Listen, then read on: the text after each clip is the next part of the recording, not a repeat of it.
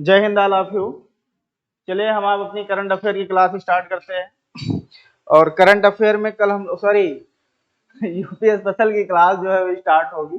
हमारे दिमाग में जो है करंट अफेयर एकदम भरा पड़ा है, ठीक है। तो वो करंट अफेयर लगता है कहीं ना कहीं से वो जो है लीकेज होने की स्थिति बन जाती है। तो फिलहाल यूपीएस स्पेशल की हम लोग जो है वो क्लास देखेंगे। और यूपीएस स्पेशल में हम लोग कुछ चीजें पढ़ चुके हैं। हम लोग रिवर सिस्टम पढ़ रहे हैं और रिवर सिस्टम में हम लोग हिमालयन रिवर का जो है वो अध्ययन कर रहे हैं। और हिमालयन रिवर में हमने आपको रामगंगा पढ़ा दिया है और हम लोगों ने जो है यमुना पढ़ लिया है। बात समझे? कुछ चीजें ऐसे टाइम टाइम पे हम आपको फैक्चुअली बताते हुए चलेंगे।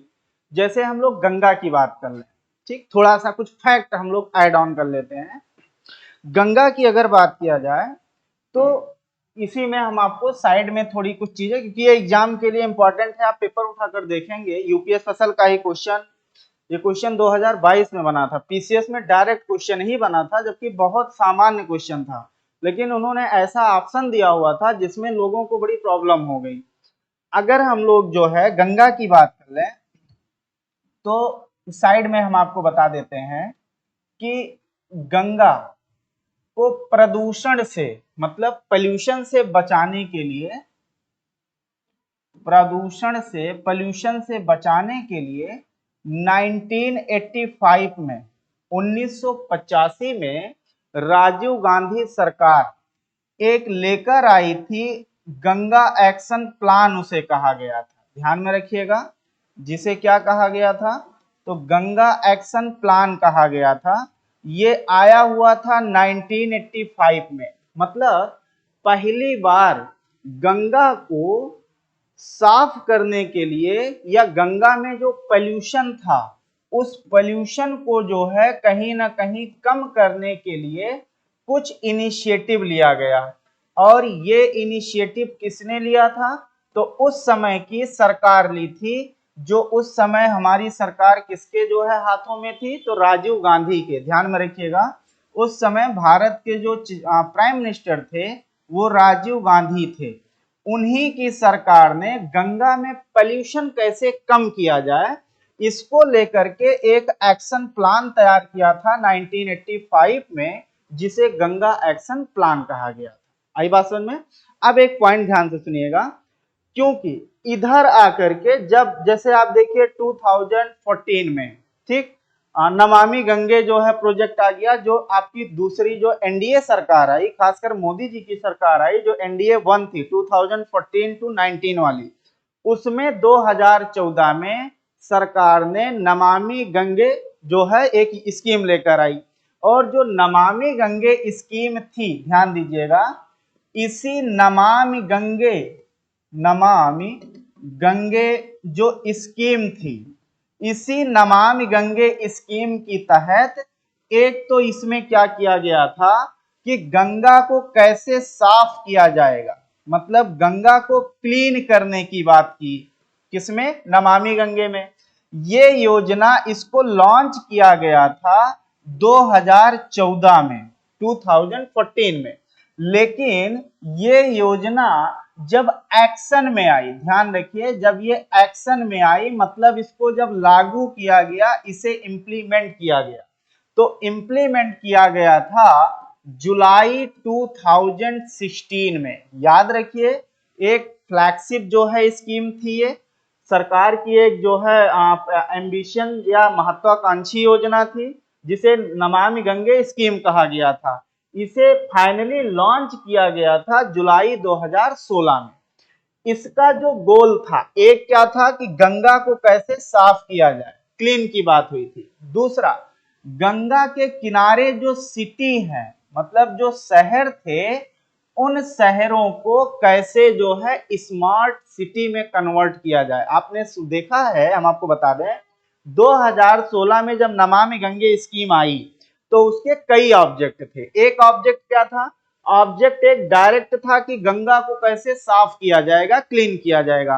दूसरा उसके साथ सप्लीमेंट्री था कि स्मार्ट सिटी बनाए जाएंगे। और स्मार्ट सिटी जो है उस समय सरकार ने 10 स्मार्ट सिटी बनाने की जो है वो घोषणा की थी, मतलब कि डिक्लेयर किया था, जिसमें ये बोला था कि गंगा के किनारे जो 10 शहर हैं, बेसिकली उन 10 शहरों को स्मार्ट सिटी में बदला जाएगा। और स्मार्ट सिटी मतलब हुआ कि वहां पर विभिन्न प्रकार की जो है वो क्या दी जाएंगी, विभिन्न प्रकार की जो है वो व्यवस्था की जाएगी, सुविधा दी जाएगी। बात समझे। दूसरा, इसी नमामि, अब देखिए एक तो गंगा को डायरेक्ट साफ करना, और दूसरा एक ये सप्लीमेंट्री चीज हो गया कि उसके आसपास अगर कोई शहर बसा है गंगा के जो है किनारे, तो ये शहरों को वहां पर क्या किया जाएगा, उसको स्मार्ट सिटी में बदला जाएगा। तीसरा इंपॉर्टेंट है कि जो गंगा का किनारा है, मतलब गंगा का जो किनारा वाला रीजन है, या आप ये कह सकते हैं जो जैसे रिवर फ्रंट होता है, ठीक, गंगा का जो रिवर फ्रंट है उस रिवर फ्रंट को ग्रीन बनाया जाएगा। ग्रीन मतलब ये हुआ कि किनारे किनारे पेड़ लगाए जाएंगे। अब आप देखिए इसके कई गोल हो गए। नमामि गंगे जो योजना स्कीम आई थी, इसके तीन, एक तो डायरेक्ट हमें क्या करना है, गंगा को साफ करना है। अब गंगा को साफ करेंगे तो क्या किया जाएगा, उसमें जो वेस्टेज जा रहे थे, जो विभिन्न प्रकार के रसायन आ रहे थे, विभिन्न प्रकार के इंडस्ट्रियल सिटी से जो कुछ आ रहा था, उससे पानी क्या हो रहा था, खराब हो रहा था। एक तो इसको रोका जाएगा। मैं आपको एग्जांपल बताऊं, 2017 में जब यूपी की सरकार बनी, खासकर योगी गवर्नमेंट बनी, तो उन्होंने कानपुर, चूंकि कानपुर आपका गंगा के किनारे बसा है और एक यूपी का एक इंडस्ट्रियल शहर है, इंडस्ट्रियल सिटी है, आप देखिए वहां पर आपको चमड़ा उद्योग जो है वो काफी डेवलप दिखेगा।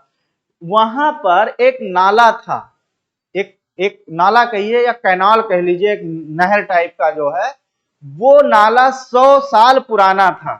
और पूरे कानपुर का वेस्टेज, क्योंकि चमड़ा उद्योग अगर वहां पर था तो उससे बहुत वेस्टेज निकलता था, तो उसको उसी नाले के थ्रू वो आकर के गंगा में गिरता था।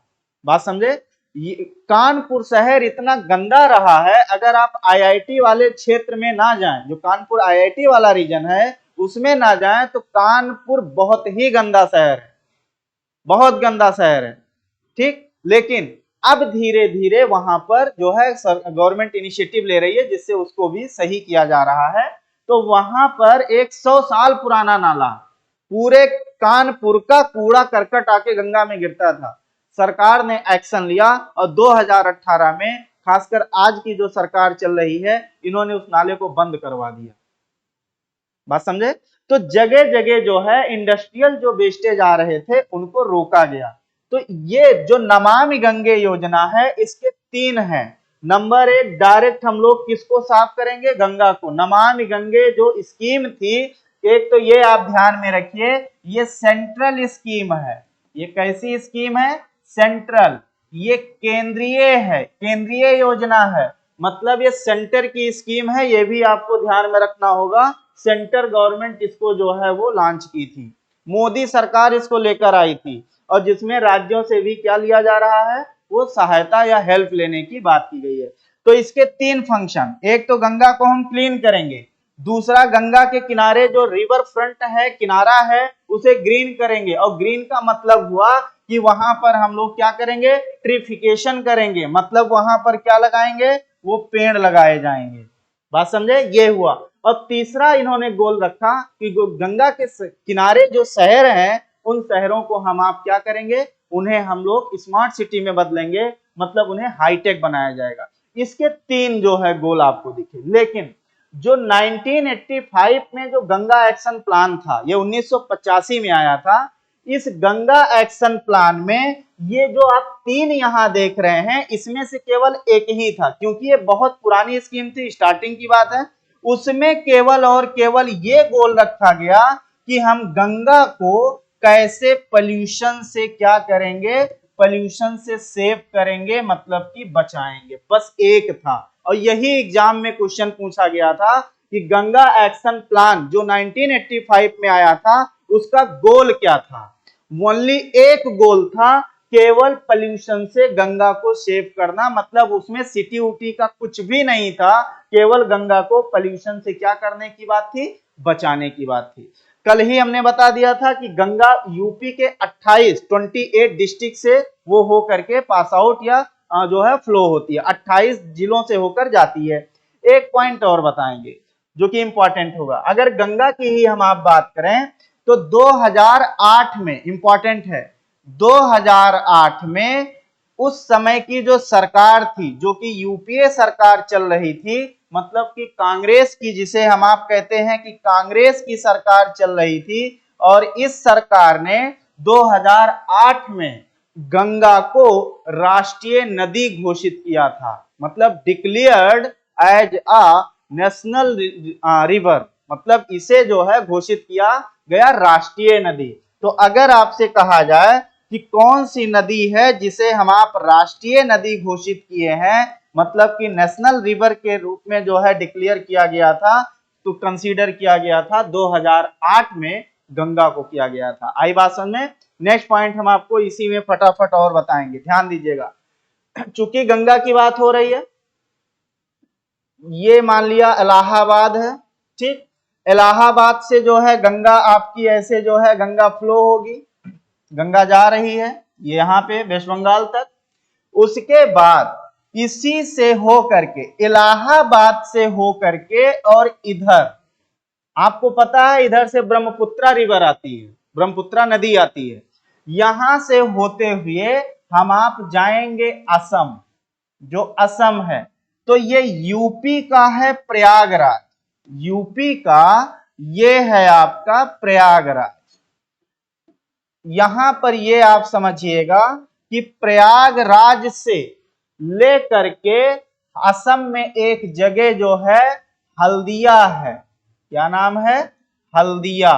तो ध्यान दीजिए, जैसे हमारे यहाँ नेशनल हाईवे होता है, नेशनल हाईवे, ऐसे हमारे यहाँ नेशनल वाटरवेज हैं, ध्यान में रखना है, जलीय मतलब जलमार्ग हैं, और वो जो सबसे पहला जिसे कहा जाता है NW1, मतलब नेशनल वाटरवेज 1, पहला ये जो है आपका, ये प्रयागराज से हल्दिया तक है, जो कि सबसे ज्यादा लॉन्गेस्ट है, ये भी ध्यान में रखिएगा। गंगा से होकर के भारत का पहला नेशनल वाटरवेज, मतलब कि राष्ट्रीय जलमार्ग जो है, वो आपका प्रयागराज से कहां तक है? हल्दिया तक है, जो कि सबसे ज्यादा लंबा है। तो पहला, ये आपका पहला था 2016 में, क्योंकि अब यहां डिटेल में हम लोग नहीं आगे पढ़ेंगे। 2016 में सरकार ने 111, पहले हमारे पास ज्यादा नहीं था, ये मेन था, इसके अलावा 2-3 थे, ज्यादा से ज्यादा 4 हमारे पास थे, लेकिन 2016 में जो हमारे यहाँ पे मतलब सरकार ने आज की डेट में 111 नेशनल वाटरवेज हैं, ध्यान में रखिएगा, आज की डेट में जो 111 है। बात समझ में आई? 2016 में हमने बहुत सारे नेशनल वाटरवेज घोषित किया है, मतलब कि उसको जो है कंसीडर किया हुआ है। तो 2016 में, अब जैसे सबसे इंपॉर्टेंट यही था, हम प्रयागराज से कहां तक जाते थे? हल्दिया तक जाते थे, ये सबसे लॉन्ग था, सबसे लंबा रूट था, बात समझे? और ये जो है आपका प्रयागराज से हल्दिया तक था। ये बेसिकली कौन से रिवर से होकर जाती थी? तो गंगा, मेनली ये जो है गंगा से होकर के, क्योंकि प्रयागराज आपका गंगा में था। एक बात। दूसरा, हमने कहा प्रेजेंट टाइम में भारत में कितने राष्ट्रीय जलमार्ग हैं? नेशनल वाटरवे 11 है। याद रखिए, हमारे यहाँ जो मिनिस्ट्री ऑफ सी पोर्ट है, मतलब जो आपके हम 111 111 है, ध्यान में रखना है, 111 है, जो कि 2016 में इन 111 की संख्या बढ़ाई गई थी। अब जैसे आप देखिए, ये तो आपके सामने है, बहुत सारे रिवर हैं जो मतलब छोटे छोटी जो है रास्ते बना दिए गए, जो कि वाटरवेज, क्योंकि हम आप जानते हैं कि वाटरवेज जो होते हैं वो जो आपके रोड होते हैं, रोड से, खासकर नेशनल हाईवे या जो रोड होते हैं, उनसे ये कम कॉस्टली होते हैं। यहां से अगर हमें कोई वस्तु पहुंचाना है पानी से, पानी वाले रूट से, तो ये आसानी से पहुंच भी जाता है और इसका कॉस्ट भी कम आता है, मतलब इसमें जो खर्चा आता है वो कम आता है। इसीलिए भारत सरकार ने 111 111 पेपर के लिए इंपॉर्टेंट है। ये जो हमारे यहाँ का मिनिस्ट्री ऑफ सी पोर्ट है, मतलब कि जो हमारे यहाँ जल पत्तन, पत्तन मतलब बंदरगाह, बंदरगाह मंत्रालय है, वहां पर 111 घोषित किया गया है। आई बात समझ में? एक योजना का नाम आप सुने होंगे, योजना का नाम होता है जिसे कहते हैं सागरमाला, सुना होगा शायद, सागरमाला। ये सरकार लेकर आई थी। ये जो सागरमाला है, ये सागरमाला ऐसी योजना है जिसका काम भारत के अलग अलग जो है वाटर वेज को कनेक्ट करना है। बात समझे? इसका ये जो सागरमाला परियोजना सरकार लेकर आई थी, इसका एक ही गोल था कि कैसे हम वाटर वेज जनरेट करें। अब जैसे मान लिया आप जो है, समझिएगा, मान लिया आप ये अरबियन सी है, ये बे ऑफ बंगाल है, ये आपका जो है ये आपका इंडियन ओशियन है।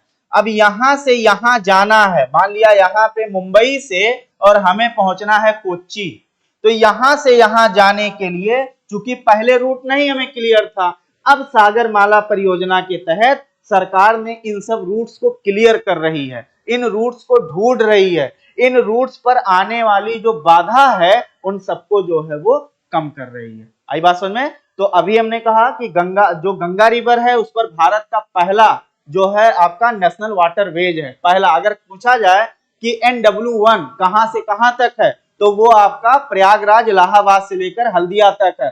सबसे लंबा वही है, ये भी आपको ध्यान में रखना है, सबसे ज्यादा लेंथ जो है उसी की है, ये इंपॉर्टेंट फैक्ट हो जाता है। और नेक्स्ट पॉइंट हमने आपसे कहा कि भारत सरकार ने 2016 में 111 जो है आपके नेशनल जो है वो वाटर वे डिक्लेयर कर रखे हैं। अब कोई छोटे हैं कोई बड़े हैं, इस तरीके से। तो ये इतने फैक्ट्स हमें बताने थे जो फिर से गंगा से रिलेटेड थे। आई बात समझ में? तो ये आपके लिए इंपॉर्टेंट है, एक बार जरूर पढ़िएगा, पेपर में यहां से क्वेश्चन भी वो पूछे जाते हैं। क्योंकि अब हम लोग आ जाएंगे यहीं पे गंगा खत्म, अब हम लोग शुरू करेंगे जो नेक्स्ट रिवर पढ़ने जा रहे हैं, वो है आपकी घाघरा नदी। याद रखिए, जिसे हम आप क्या कहते हैं, सरयू कहते हैं। नेक्स्ट रिवर जो हम आप पढ़ेंगे वो है घाघरा।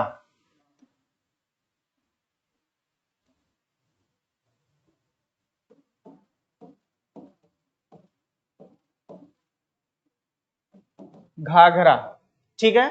अब इतना हम आप ये जानते हैं कि जो आपके,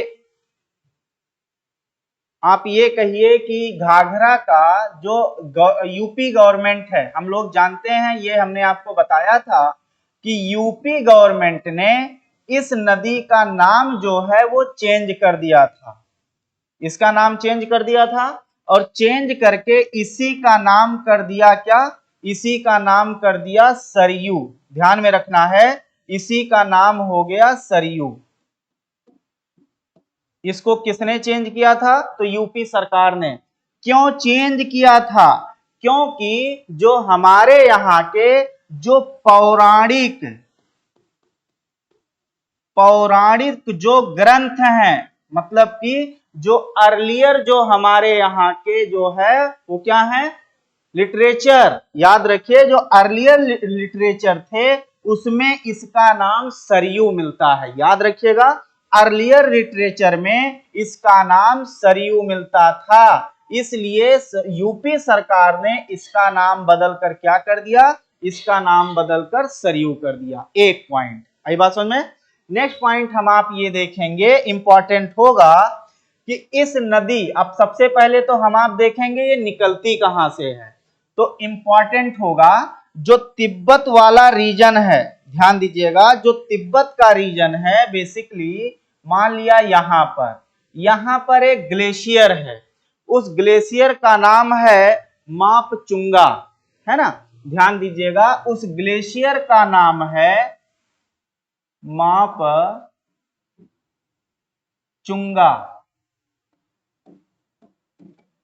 इसी मापचुंगा ग्लेशियर से रिवर निकलती है जिसका नाम है घाघरा। ऐसे ये आपकी फ्लो होती है, एक बात, ठीक।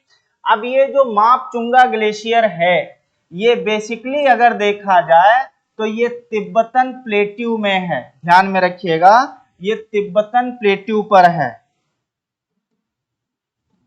तिब्बतन प्लेट्यू, और यहीं से ये रिवर आपकी निकलती है। मतलब तिब्बतन प्लेट्यू का मतलब ये समझिए, इसको प्लेट्यू ना कहिए, इसको तिब्बत कहिए। लोकेशन इसका जो है वो तिब्बत कहिए। मतलब ये आपका मापचुंगा रीजन तिब्बत वाले रीजन में है, ये हमें ध्यान में रखना होगा। यहां से ये निकलती है। उसके बाद आपका इंपॉर्टेंट पॉइंट्स है, इसे चूंकि ये नेपाल से तिब्बत से निकलेगी, नेपाल में एंट्री करेगी, और इसका नाम ही नेपाल में है कर्णाली। कल हम लोगों ने शायद इसकी चर्चा भी की थी।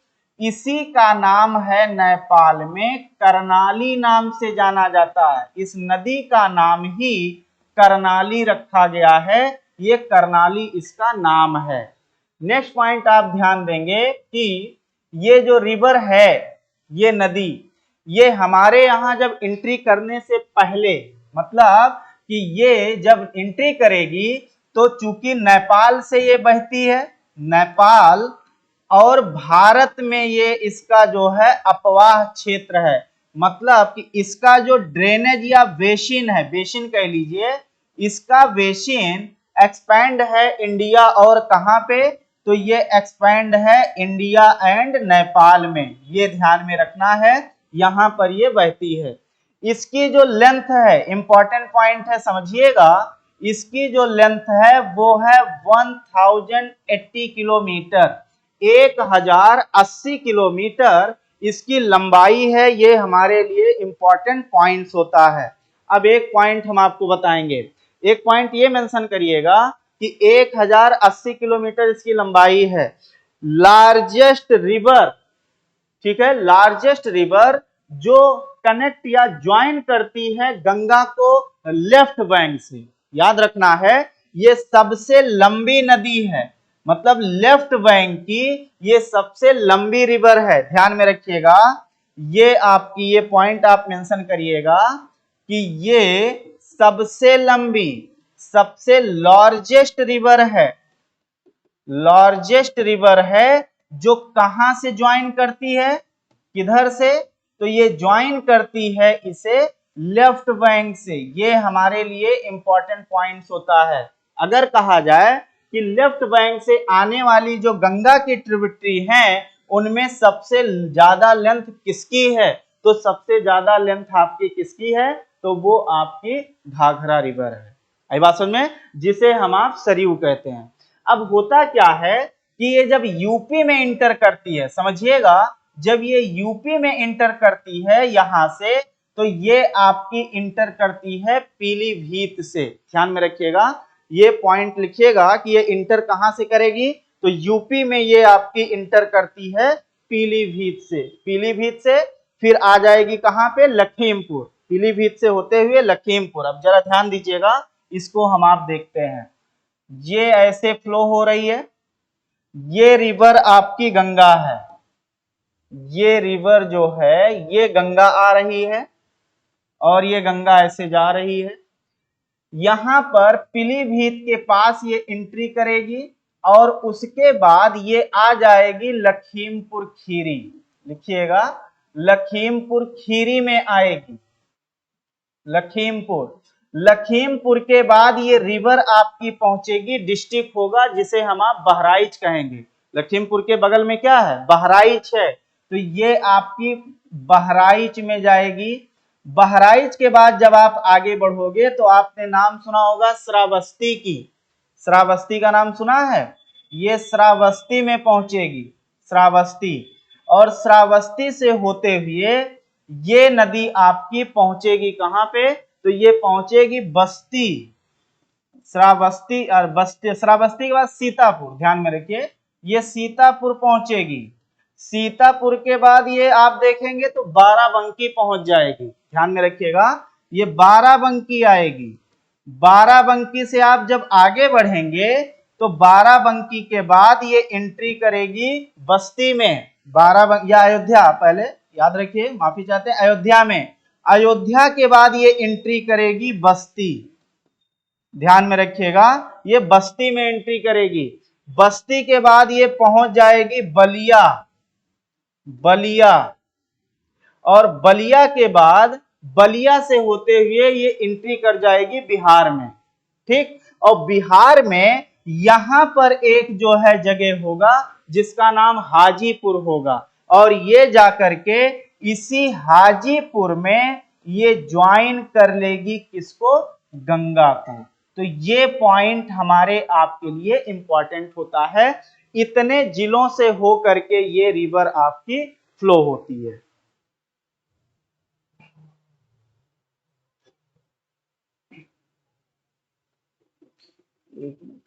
बलिया, बलिया से हम लोग निकलेंगे, याद रखिए, हाजीपुर दूर, छपरा, छपरा, माफी चाहते हैं, छपरा है।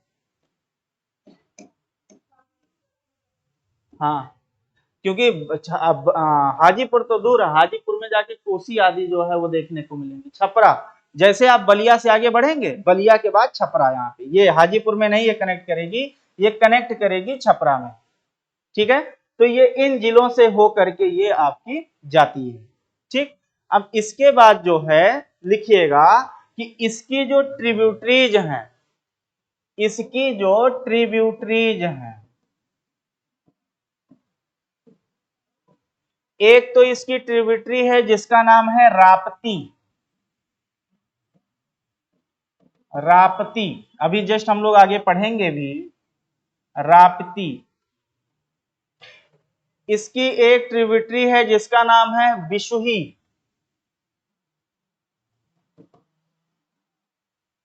बिशुही।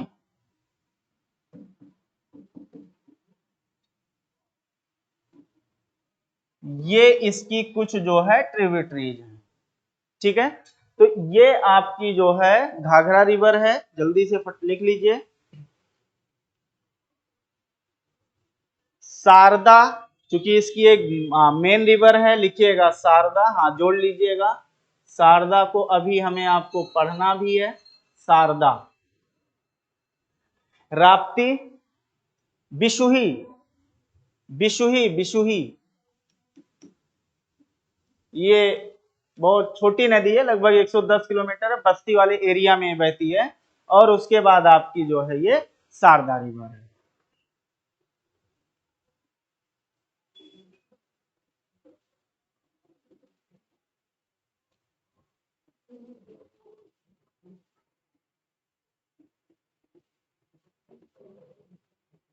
हाँ लिख लिए, चलिए अब हम लोग क्या पढ़ लिए, कौन सी रिवर पढ़े हैं, घाघरा नदी, है ना, जिसे हम आप क्या कहते हैं, सरयू कहते हैं।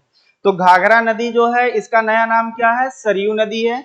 इसे जो है गवर्नमेंट, यूपी गवर्नमेंट ने उसको जो है नाम चेंज कर दिया। क्यों चेंज कर दिया, क्योंकि पुराणों में या जो हमारा अर्लियर जो आपका क्या कहते हैं, जो आपके लिटरेचर थे, लाइक जैसे आपका उपनिषद हो गया या वेद हो गए, इन सब में इनका नाम मिलता है सरयू, तो नाम क्या कर दिया गया, सरयू कर दिया। नेक्स्ट पॉइंट हमने आपको क्या बताया कि इस नदी की लेंथ है 1080 किलोमीटर, 1080 किलोमीटर इसकी लंबाई है, और ये पीलीभीत और लखीमपुर से होते हुए ये उत्तर प्रदेश में एंट्री करती है, और ये जाकर के पूरब की तरफ बहती हुई बलिया के पास, ये चूंकि यूपी को बलिया के पास क्रॉस करती है, और जा करके छपरा में किससे मिल जाती है, गंगा से मिल जाती है। नेक्स्ट पॉइंट हमने कहा कि ये जो रिवर है, खासकर जो है आपकी घाघरा या सरयू, ये आपकी लेफ्ट बैंक से जितनी रिवर जो है वो ओरिएंट होती हैं, या जो जिनका ड्रेन होता है गंगा में, उनमें सबसे लार्जेस्ट रिवर है, सबसे लंबी जो है नदी यही है, हमें और आपको ये ध्यान में रखना होगा। नेक्स्ट पॉइंट हमने आपसे ये कहा कि ये जो नदी है इसकी ट्रिब्यूटरीज हैं, खासकर इसकी ट्रिब्यूटरी शारदा है, बिशुही है, आपकी जो है राप्ती है, ये आपका जो है इसकी जो है क्या कहते हैं ट्रिब्यूटरी है, सहायक नदियां। तो पेपर में आ जाए तो कर ले जाएंगे, कोई दिक्कत है, गलत तो नहीं होगा। अब हम लोग जस्ट इसके बाद जो पढ़ेंगे वो रिवर है शारदा। अगली रिवर जो हम लोग पढ़ेंगे वो लिखिएगा शारदा रिवर।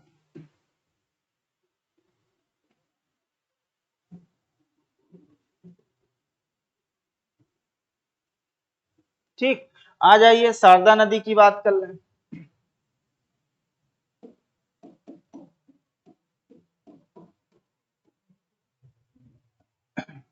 समझिए, इसका जो ओरिजिन पॉइंट है, मतलब कि ये ओरिजिनेट होती है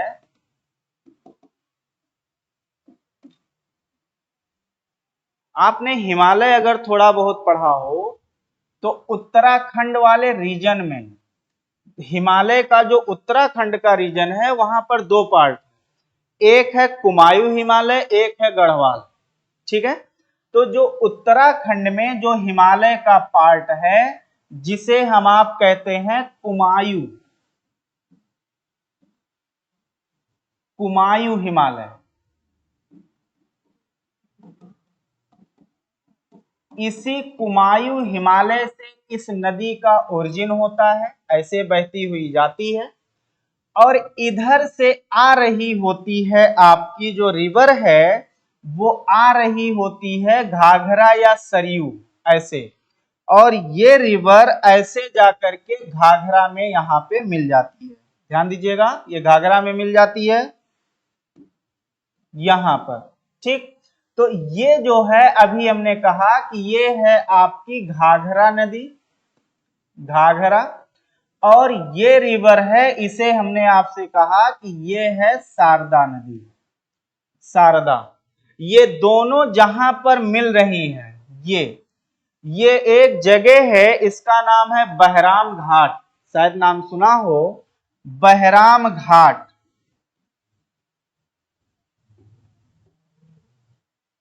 और बहराम घाट जो है इसका लोकेशन है सीतापुर में, ये सीतापुर में जो है बहराम घाट है सीतापुर में, और वहीं पर आकर के ये मिल जाती है किससे, घाघरा से।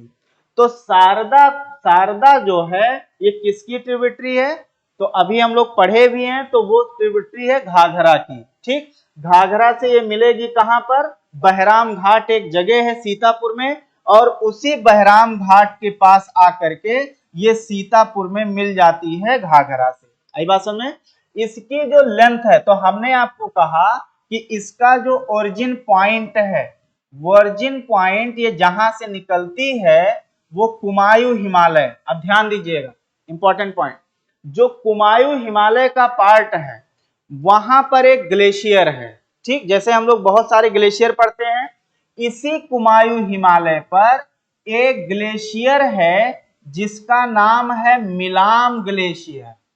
ध्यान दीजिएगा, इस ग्लेशियर, ये जो जगह है जहां से निकल रही है उसका नाम है मिलाम, मिलाम ग्लेशियर, और इसी मिलाम ग्लेशियर से निकलती है शारदा नदी।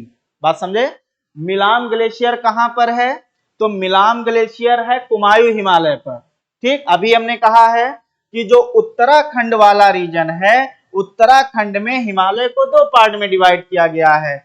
जो इसका पश्चिम वाला ये रीजन एक गढ़वाल होता है और ये रीजन इसका कुमायूं कहलाता है। तो ये आपका जो कुमायूं हिमालय है वहां पर एक ग्लेशियर है, उसका नाम है मिलाम ग्लेशियर। जैसे हम लोग जानते हैं हमारे यहाँ बहुत सारे ग्लेशियर्स हैं, इसी मिलाम ग्लेशियर से आपकी शारदा नदी जो है वो निकलती है। आई बात समझ में। इसे एक नाम और देते हैं, इसे काली नदी कहते हैं, काली रिवर भी लिख लीजिएगा, it is known as Kali river, Kali के नाम से इसे जाना जाता है, इसे काली नदी के नाम से भी। हाँ, ओरिजिनेट हमने कहा है कुमायूं हिमालय पर मिलाम ग्लेशियर है, मिलाम एम लिखिएगा, मिलाम ग्लेशियर से ये जो है निकलती है, और बहराम घाट सीतापुर के पास जाकर क्या होती है, ये मिल जाती है किससे, तो ये मिल जाती है आपके जो है घाघरा रिवर या सरयू से, सरयू से जाकर के ये मिल जाती है। लेंथ इसकी कितनी है, तो अभी बताया है 350 किलोमीटर बताया है। चलिए लिखिएगा, इसकी लेंथ है 350 किलोमीटर, 350 किलोमीटर ये बहती है, 350 किलोमीटर ये बहती है, और जा करके जो है ये मिल जाती है कहां पर, तो घाघरा रिवर में जो है ये आपकी मिल जाती है। आई बात समझ में। एक पॉइंट और मेंशन आप कर सकते हैं कि ये पीलीभीत से होकर के एंट्री करती है यूपी में। पॉइंट भी नोटेड लिखिएगा, इंटर्ड बाई पीलीभीत। ये कहां से होकर जो है एंट्री करती है, तो पीलीभीत के पास ये एंट्री करती है, पीलीभीत से ये यूपी में, उत्तर प्रदेश में इंटर करती है, मतलब इंटर्ड थ्रू पीलीभीत डिस्ट्रिक्ट, जो हमारे यहाँ का पीलीभीत जिला है वहां से हो करके ये रिवर आपकी क्या होती है, इंटर करती है। बात समझ में। अगला अगर हम लोग देखें जो कि इंपॉर्टेंट पॉइंट है, इसकी दो ट्रिब्यूटरीज काफी इंपॉर्टेंट है। एक ट्रिब्यूटरी इसकी है जिसका नाम है, जिसे हम लोग कहते हैं धर्मा, छोटी नदी है, इसकी ट्रिब्यूटरी है धर्मा और लिसार्ड, दो इसकी ट्रिब्यूटरीज हैं। ट्रिब्यूटरीज लिखिएगा इसकी, एक है जिसका नाम है धर्मा, धर्मा, और एक है जिसे कहा जाता है लिसार्ड। ये दो इसकी ट्रिब्यूटरीज हैं, दो इसकी क्या हैं, दो इसकी ट्रिब्यूटरी हैं, दो इसकी ट्रिब्यूटरी है, एक धर्मा नाम है और एक लिसार्ड नाम है, लिसार्ड, LISSD, लिसार्ड जो है इसकी, ये दो इसकी ट्रिब्यूटरी हैं। ठीक है, नेक्स्ट लिखिएगा राप्ती रिवर। अब हम लोग पहुंचेंगे राप्ती रिवर।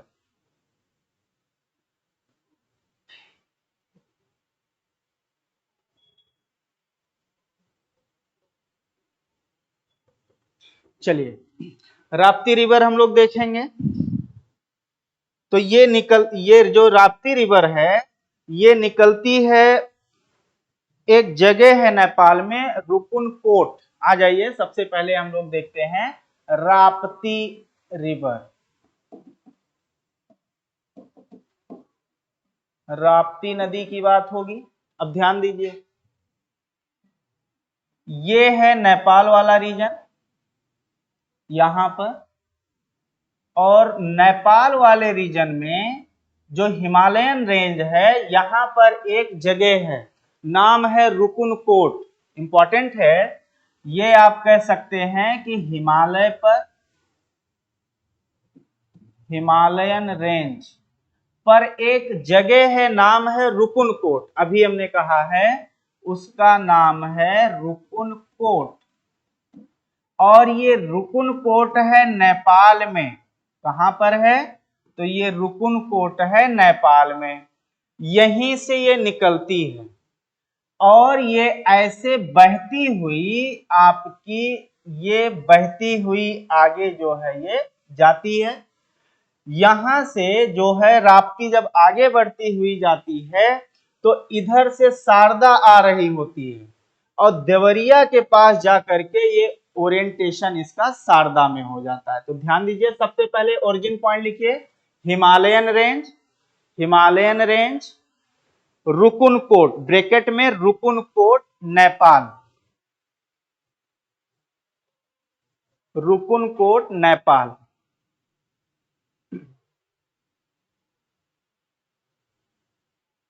नेपाल लेंथ लिखिएगा इसकी 640 किलोमीटर, इसकी लंबाई कितनी है, तो 640 किलोमीटर इसकी लेंथ है। 640 किलोमीटर, 640 किलोमीटर इसकी लेंथ है। अब ध्यान दीजिए, ये कहां कहां से होकर फ्लो होगी, नेपाल से निकलेगी, नेपाल के बाद ये इंटर करेगी बहराइच में। कहां पे इंटर करेगी, तो बहराइच में, बहराइच में, बहराइच के बाद ये निकलेगी, आगे बढ़ेगी श्रावस्ती। ध्यान दीजिएगा, ये आगे बढ़ेगी तो पहुंचेगी श्रावस्ती, श्रावस्ती से होते हुए ये गोरखपुर पहुंच जाएगी। कहां पहुंचेगी, गोरखपुर, और गोरखपुर के बाद ये देवरिया में पहुंचेगी, और देवरिया में एक जगह है बरहज, उसी बरहज के पास जा करके ये घाघरा में मिल जाएगी। ध्यान दीजिए, गोरखपुर के बाद ये कहां पहुंचेगी, तो ये देवरिया में पहुंचेगी। देवरिया, देवरिया में जो है बरहज एक जगह है, बरहज, इसी बरहज के पास ये ज्वाइन कर लेती है घाघरा को। तो ध्यान दीजिए, 640 किलोमीटर बहेगी और 640 किलोमीटर बहने के बाद ये देवरिया जो जिला है, देवरिया जिले में जाकर के एक जगह है बरहज, BRAHAJ, बरहज के पास जाकर के ये घाघरा को क्या करती है, ज्वाइन कर लेती है। मतलब ये घाघरा की क्या है, तो एक ट्रिब्यूटरी है। इतनी बात समझे कि नहीं, क्लियर हुआ? अब ध्यान दीजिए, इसकी ट्रिब्यूटरी एक है, इंपॉर्टेंट नाम है बूढ़ी गंडक। लिखिएगा, बूढ़ी गंडक इसकी जो है वो एक ट्रिब्यूटरी है, बूढ़ी गंडक। बूढ़ी गंडक जो है इसकी ट्रिब्यूटरी है।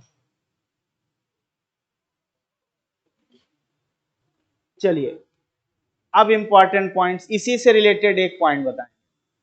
गोरखपुर शहर इसी रिवर के कोस्ट पर है। ध्यान में रखिएगा, गोरखपुर। हाँ, एक पॉइंट जरा ऐड कराएं, इंपॉर्टेंट है पेपर के लिए। घाघरा में सिटी, चूंकि मेन सिटी अयोध्या है, देखा जाए घाघरा दैट इज सरयू के किनारे बसा हुआ जो शहर है वो अयोध्या है। तो याद रखिए, Ayodhya located on right bank of Saryu. Saryu वाले में आप एक लाइन लिख सकते हैं, अयोध्या जो है वो घाघरा या सरयू के राइट बैंक पर लोकेटेड है। राइट बैंक, अब याद रखिएगा इंपॉर्टेंट पॉइंट है ये, राइट बैंक पर है, मतलब कि ये दाएं कोस्ट या दाएं तट पर जो है ये बसा हुआ है। अब एक पॉइंट, अभी हमने कहा है कि राप्ती नदी जो है के राप्ती नदी होकर जाती है कहां से, गोरखपुर से होकर जाती है। एक पॉइंट आपको याद रखना, क्योंकि अब तो चीजें सही हो गई। पहले क्या होता था, चूंकि ये ईस्टर्न पार्ट है, यूपी का पूर्वांचल वाला पार्ट है, और ये पूर्वांचल पार्ट होने के साथ साथ ये रीजन ऐसा था जहां पर, क्योंकि आप कह सकते हैं ना ये मेनली एकदम तराई तो नहीं है, लेकिन कुछ इफेक्ट यहां दिखता है। तो ये ऐसा रीजन था जहां पर बाढ़ बहुत आता था, बहुत ज्यादा। आप देखिए जो ईस्टर्न यूपी है और जो बिहार है, वहां पर आप देखोगे तो जो है फ्लड बहुत आता है, बहुत बाढ़ आती है। तो जो गोरखपुर शहर है वो राप्ती के कोस्ट पर है। पहले राप्ती जब, क्योंकि अब तो काफी उसको जो है कंट्रोल किया गया, पहले राप्ती इतना तेज जो है फ्लड लेकर आती थी, इतना बाढ़ आता था जिससे गोरखपुर का एरिया बहुत ही प्रभावित या इफेक्टेड हो जाता था। इसीलिए Rapti river also known as, ध्यान में रखना है, also known as sorrow of Gorakhpur, इसे गोरखपुर की शोक कहते हैं, इसे गोरखपुर का शोक कहा जाता है, गोरखपुर का शोक जो है वो कहा जाता है, गोरखपुर का शोक कहते हैं। इतनी बात समझ पाए? अब जरा, तो ये चीजें थी राप्ती से रिलेटेड। राप्ती कहां से निकली, हिमालयन रेंज से निकली, हिमालयन रेंज। और ये आपकी जो है जाकर के ये किस नदी में जाकर मिली, तो ये जाकर के घाघरा में मिली। कहां पर, देवरिया के पास जाकर ये मिल गई। गोरखपुर शहर जो कि एक जो है आपका बड़ा शहर है, वो इसी के कोस्ट पर जो है वो आपका लोकेटेड है। आई बात समझ में? तो ये पॉइंट्स आपको ध्यान में रखना होगा। देवरिया के पास इसका जो है ओरिएंटेशन घाघरा में हो जाता। मेन इसकी एक हमने बताया है, जो ट्रिब्यूटरी है वो आपकी कौन सी है, तो बूढ़ी गंडक हमने आपको बताया है। आई बात समझ में? तो पेपर में आए तो हम आप कर लेंगे, आगे बढ़ेंगे। और नेक्स्ट रिवर है गंडक। लिखिएगा, जो अगली रिवर है वो है आपकी गंडक।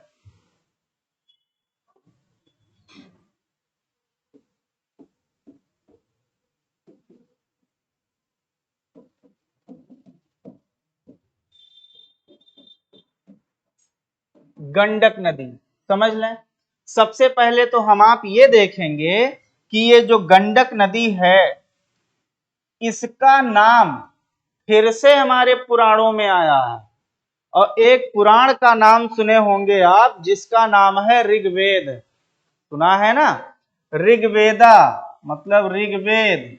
इसी ऋग्वेदा में इस गंडक नदी का नाम आया है। ऋग्वेद अगर देखें तो ऋग्वेद में आपके 25 नदियों का जिक्र है। एंशिएंट हिस्ट्री में आप पढ़े होंगे, 25 नदियों का जिक्र किया गया है। उसी में एक नदी है जिसका नाम है सदा नीरा। हम आप पढ़ते हैं ना, एक तो आज की नदियां और उनका वैदिक पीरियड में जो नाम था, वैदिक पीरियड में जैसे हम लोग पढ़ते हैं कि इंडस, इंडस का वैदिक पीरियड में नाम क्या था? इंडस का वैदिक पीरियड में नाम जो है वो आपका हिरण्य था, हिरण्य, समझ रहे हैं, हिरण्या नदी के नाम से जाना जाता है इंडस को, सिंधु को। जैसे हम लोग जो है चिनाब, चिनाब अस्किनी, है ना, ऐसे सारे जो है वो नाम आपके, पारुष्णी जो है रावी का नाम हुआ करता था, ठीक है, आपका जो है क्या कहते हैं, बिपाशा व्यास का नाम हुआ करता था, सतुद्री सतलुज का नाम होता था, ऐसे आपकी सदा नीरा रिवर इसका नाम था। तो याद रखिएगा जो हमारे अर्लियर लिटरेचर थे लाइक ऋग्वेद था, उस ऋग्वेद में इस रिवर का नाम सदा नीरा है, ध्यान में रखिएगा, इस नदी का नाम जो है वो सदा नीरा नदी जो है वो देखा गया है। तो इसका पुराना नाम क्या है? सदा नीरा नदी के नाम से जाना जाता है। अब ध्यान दीजिए, कुछ चीजें हम लोग फिर यहां समझेंगे। ये है नेपाल का रीजन, और नेपाल के ही रीजन में बहुत सारे पीक पॉइंट्स हैं। एवरेस्ट की लोकेशन यही है, एवरेस्ट जो है नेपाल में था, ठीक। आप देखेंगे तो ध्यान दीजिए, यहां पर आपको दिखेगा कंचनजंगा, समझिएगा तभी आप समझ पाएंगे। यहां पर आपको पीक पॉइंट दिखेगा कंचनजंगा, कंचनजंगा जो है ये यहां पर है, कंचनजंगा, और इस कंचनजंगा की हाइट है 8598 मीटर, 8598 मीटर कंचनजंगा लोकेटेड है इंडिया और नेपाल के बॉर्डर पे, याद रखिएगा, जो कि इंडिया का सिक्किम स्टेट है। ये जो हमने आपको यहां बताया ये सिक्किम राज्य है। तो सिक्किम और नेपाल में कंचनजंगा है। उसके बाद आप देखेंगे तो यहां पर आपको एक दिखेगा, एक जो है पीक, नाम है मकालू, क्या नाम है? कालू नहीं बोल रहा हूं, मकालू, समझ रहे हैं, मकालू। और मकालू की हाइट है 8481 मीटर, 8481 मीटर इसकी हाइट है। इसी के बगल में है अपना एवरेस्ट, ये यहां पर देखोगे तो ये आपका एवरेस्ट है, और एवरेस्ट की हाइट कितनी है? 8848.86 मीटर, 8848.86 मीटर इसकी क्या है? ऊंचाई है। आपको बता दूं 2020 में 2020 में नेपाल और चाइना ने मिल करके ऑफिशियल जो आपके एवरेस्ट की हाइट है उसे जो है फिर से रिन्यू किया है, याद रखिएगा, क्योंकि हम आप जानते हैं कि जो माउंट एवरेस्ट या जो हिमालयन रेंज है ये वर्ल्ड का सबसे न्यू माउंटेन है, नया है, जहां पर आज भी endogenetic force, due to endogenetic force Indian plate और यूरेशियन प्लेट में आज भी कोलिजन या टकराव हो रहा है, जो चीज हम आप पढ़ते हैं प्लेट टेक्टोनिक्स थ्योरी में, जिससे हिमालय में आज भी थोड़ा सा उसमें कहीं ना कहीं हाइट में जो है वो क्या हो रहा है, वो बढ़ रहा है।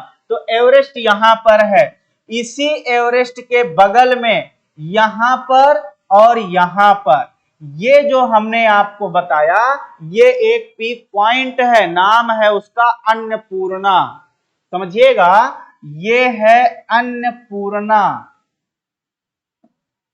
अन्नपूर्णा, जिसकी हाइट है 8072 मीटर, 8072, और ये जब आप देखोगे तो इसी का नाम होगा जिसको कहा जाएगा धौलागिरी, क्या नाम है?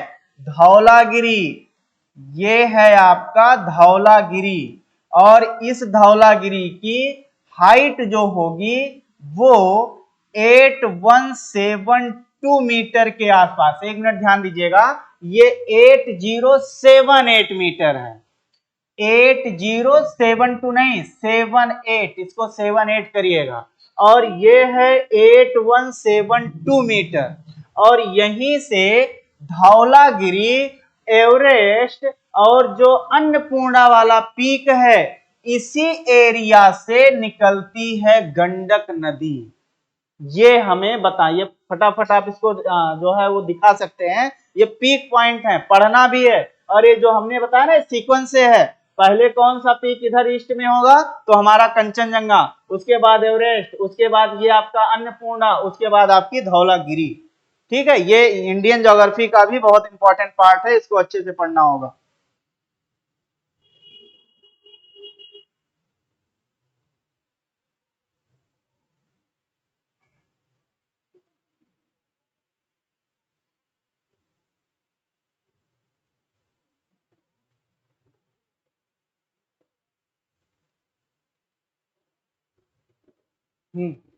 समझ पाए?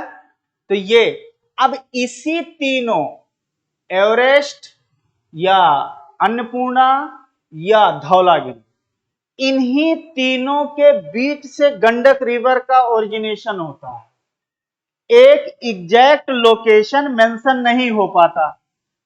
बात समझ रहे हैं? मतलब ये जो आप देख रहे हैं, ये 3 पीक पॉइंट हमने आपको बताया, खासकर कौन कौन, एक तो एवरेस्ट हो गई, दूसरी आपकी अन्नपूर्णा हो गई, और तीसरा धौलागिरी। एक बात बता दें, ज्योग्राफी में आपको डिटेल में पढ़ाया जाएगा, धौलागिरी और धौलाधर दो अलग अलग चीजें हैं। Dhauladhar located in Himachal Pradesh and part of middle Himalaya. Dhauladhar जो मिडिल हिमालय का पार्ट आपका लोकेट है कहां पे, हिमाचल में, उसका नाम धौलाधर है। और जो यहां हम पीक पॉइंट नेपाल में बता रहे हैं उसका नाम धौलागिरी है। तो ये कंफ्यूजन ना रखिएगा, नहीं तो पेपर में क्वेश्चन आता है तो धौला ही देखकर धौल जाते हैं, उसका गिरी नहीं पढ़ते, उसका धर नहीं पढ़ते। अगर नेपाल वाला दिमाग में चल रहा है तो पूछा धौलाधर, नेपाल दिमाग में चल रहा, तो गिरी और धर में ध्यान रखना है। धर है भारत में, हमारे हिमाचल वाले रीजन में, और गिरी है नेपाल में। धौलाधर मिडिल का पार्ट है और धौलागिरी ये सारे ग्रेट हिमालय के पीक पॉइंट हैं। अब यहीं से, इन्हीं तीनों के बीच से होकर के आपकी रिवर निकलेगी जिसका नाम होगा गंडक, अभी जो बताया, और उसी गंडक का नाम है सदानीरा। ठीक है, उसी का नाम क्या है, सदानीरा। तो ये पॉइंट आप समझ गए यहां पर कि इनका लोकेशन क्या है। अब यहां से अगर हम आप देखें तो इन्हीं तीनों से हो करके किसी, अच्छा एक चीज और ध्यान में रखिए, कोई भी नदी, कोई भी रिवर, खासकर जो माउंटेन से जिसका ओरिजिन होता है, लाइक ग्लेशियर से, वो एक धारा नहीं होती है कि एक ही जगह से निकली और तुरंत वो जो है आपका बह गई, फ्लो हो गई, ऐसा नहीं होता। उसमें अलग अलग रीजन से पतली पतली धाराएं आती हैं, छोटी छोटी, और फिर वो एक जगह मिल जाती हैं, और मिलने के बाद आगे वो रिवर बन जाती है। याद है हम लोग गंगा पढ़े थे, गंगा में देखिए अलकनंदा आती है, भागीरथी आती है, और अलकनंदा में और 4 धाराएं आती हैं जो हम लोग प्रयाग पढ़े हुए थे, सब मिलकर तब गंगा बनती है। यमुना रिवर है, यमुना अकेले यमुना नहीं है, यमुना में एक उसकी ब्रांच है, नाम है ऋषि गंगा। यमुना में एक नदी आती है, खासकर हिमालय पर ही धारा आती है, वो यमुना में मिलती है, नाम है ऋषि गंगा। एक और धारा आती है, नाम है हनुमान गंगा।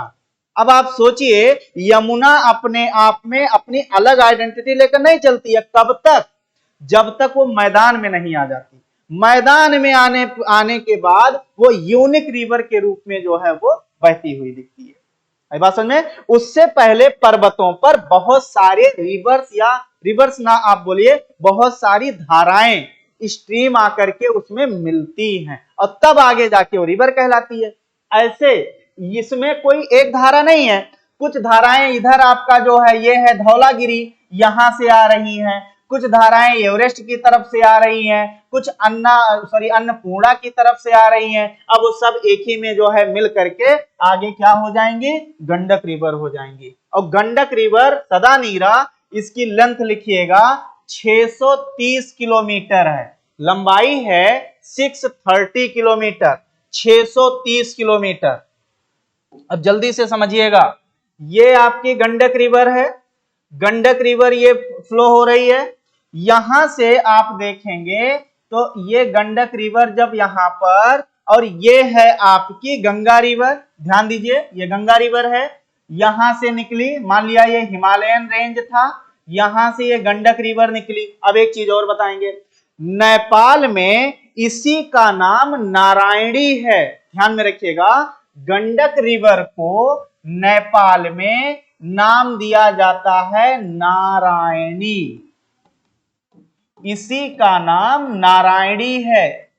यही रिवर 630 किलोमीटर ये बहती है, 630 किलोमीटर, और अंत में जाकर के ये गंगा में मिल जाती है हाजीपुर के पास। जो भी हम लोग हाजीपुर जल्दी से कहां पढ़ लिए थे, घाघरा में पढ़ लिए थे, याद रखिए हाजीपुर ईस्टर्न डिस्ट्रिक्ट है, पूरब में है। तो ये जा करके मिल जाएगी कहां पर, तो ये मिल जाएगी हाजीपुर। हाजीपुर कहां है, हाजीपुर बिहार में है। ध्यान में रखिएगा, हाजीपुर ये बिहार में है। तो हाजीपुर में जाकर इसका जो है ये ज्वाइन किसको कर लेती है, गंगा को। याद रखिएगा, ये गंगा को जो है, अगर ये गंगा रिवर है तो ये गंगा को जाकर के वहां पे ज्वाइन कर लेती है। नेक्स्ट पॉइंट ध्यान से सुनिएगा कि ये रिवर अब बिहार का एक जिला है, नाम सुना होगा चंपारण, जो यूपी से जो है टच करता है। ये रिवर चंपारण के पास बिहार में एंट्री करती है। अगर हम लोग लोकेट करें तो ये है चंपारण। ध्यान दीजिएगा, ये वही चंपारण है जहां गांधी जी 1917 में गए थे। 1917 में चंपारण में ही इन्होंने अपना तिनकठिया आंदोलन मूवमेंट चलाया था। और हम लोग कहते हैं कि गांधी जी को चंपारण की जरूरत थी, कि चंपारण को गांधी जी जरूरी थे, क्योंकि वहीं से गांधी जी चमक गए, हो गए गांधी जी। बात समझ पाए? तो ये चंपारण के पास ये नदी कहां पर एंट्री करती है, बिहार में। और यही ये ये बिहार और उत्तर प्रदेश के बाउंड्री के साथ ये बहती है। याद रखिएगा, ये जो है लिख लीजिएगा कि ये रिवर जो है बाउंड्री फॉर्म करती है बिटवीन नेपाल एंड बिहार। ये नेपाल और बिहार के बीच में क्या बनाती है, तो एक सीमा के रूप में ये जो है आपकी बहती है। याद रखिए, बिहार और यूपी के बीच में जो है ये सीमा बनाते हुए चंपारण से होते हुए हाजीपुर तक जाती है, और हाजीपुर में जाकर के ये गंगा से मिल जाती है। लंबाई कितनी है, 630 किलोमीटर। इसे ही सदा नीरा रिवर के नाम से जाना जाता है। लास्ट एक पॉइंट लिखना है, ट्रिब्यूटरी। इसकी ट्रिब्यूटरी बेसिकली दो, एक का नाम है त्रिशूल, लिखिएगा त्रिशूल, और एक का नाम है काली गंडक। दो इसकी ट्रिब्यूटरी हैं, एक का नाम है आपकी काली गंडक और एक का नाम है त्रिशूल।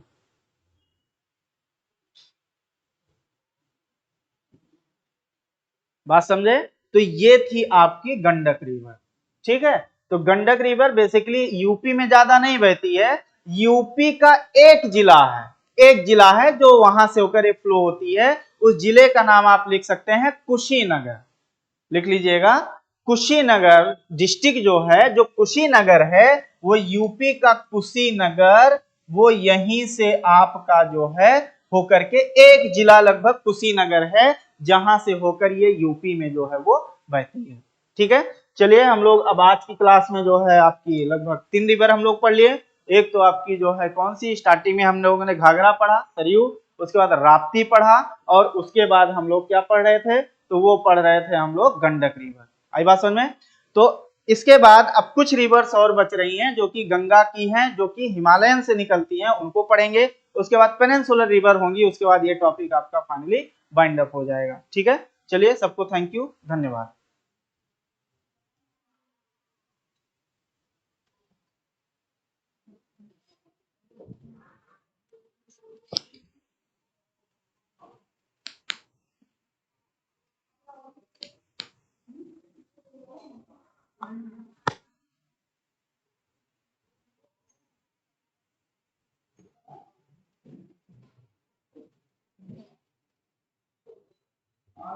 नोट्स ले आए थे, क्योंकि वैसे इतना ज्यादा बताने में लग जाते हैं कि बहुत ब्रॉड हो जाता है। नोट्स का यही होता है, बोलने में थोड़ा लाइन अप रहती है कि कितनी चीजें बोलनी और बतानी है, इसलिए थोड़ा आपको समझ में आ रहा है। थोड़ा सा है इसमें जो है जो समझना। हाँ अब लोग भाषा करते हैं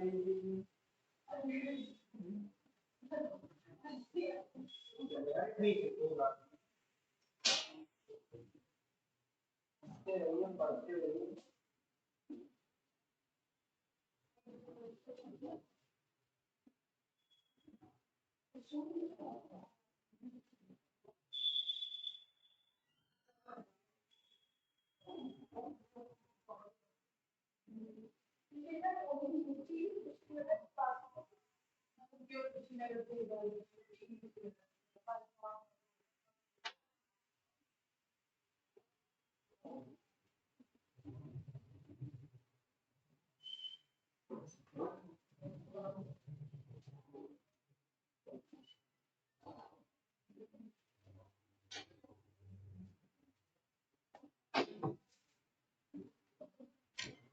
ऐसा था तो हम सोचे कि